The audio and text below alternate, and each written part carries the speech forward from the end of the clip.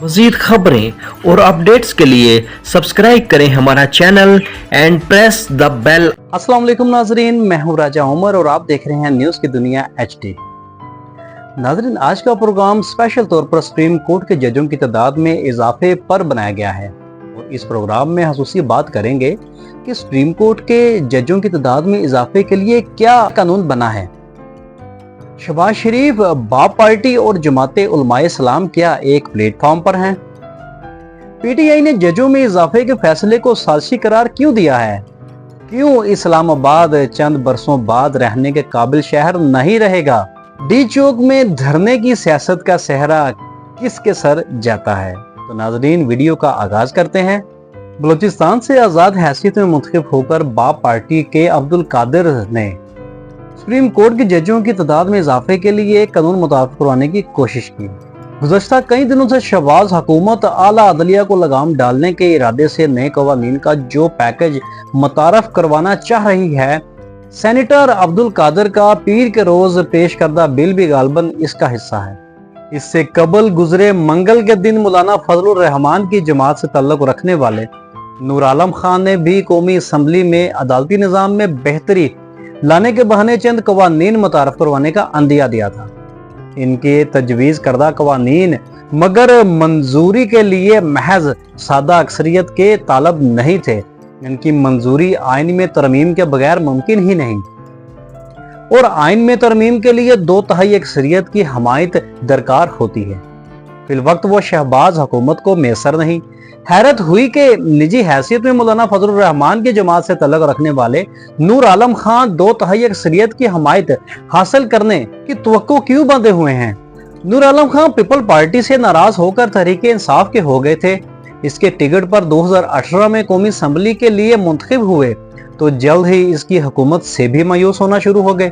बिलाखिर 2021 के वक्त में खुलकर बगावत का ऐलान कर दिया। तहरीक इंसाफ उन्हें मुनहरफ पुकारते हुए समाजी एतबार से अबरत का निशान बनाने को डट गई।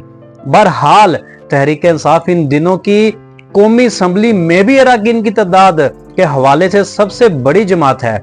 वो नूर आलम खान के पेश करदा कवानीन की हमायत कर नहीं सकती। गालबन इस हकीकत को जहन में रखते हुए नूर आलम गुजरे मंगल के दिन कौमी असम्बली में तशरीफ ही न लाएं। इस दिन हुकूमत भी कोरम पूरा ना कर सकी।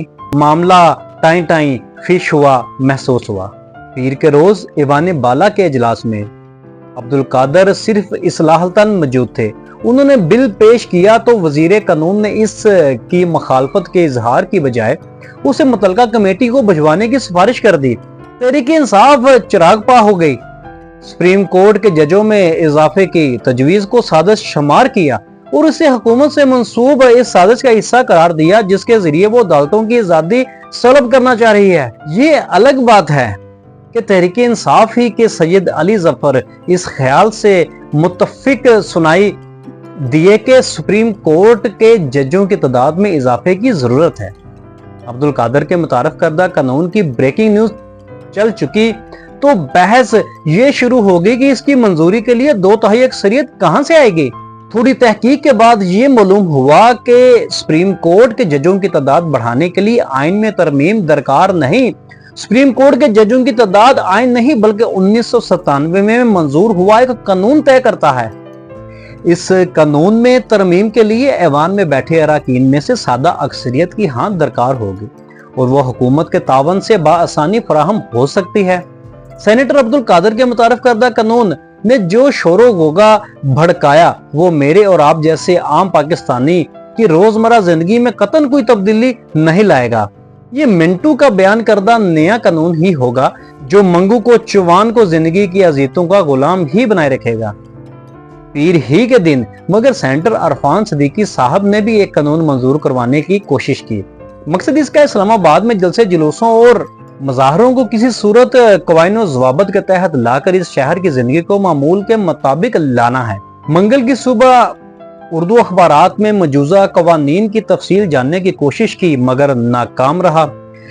कानून साजी का जिक्र सोशल मीडिया पर आपको ज्यादा से ज्यादा लाइक्स और शेयर्स फराहम नहीं करता।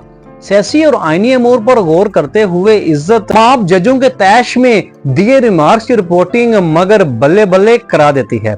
इसी दौरान अरफान सिद्दीकी साहिब के निजी हैसियत में मुतारफ करदा कानून की तफसीलात का इल्म हुआ। उन्हें सुनकर दिल से बरजस्ता दुआ निकली कि अरफान सिद्दीकी साहिब का पेश करदा बिल न सिर्फ जल्द से जल्द मंजूर हो बल्कि जिली इंतजामिया इस पर शिद्दत से अमल दरामद को भी डट जाए। ऐसा ना हुआ तो यकीन माने चंद ही बरसों बाद इस्लामाबाद रहने के काबिल शहर नहीं रहेगा।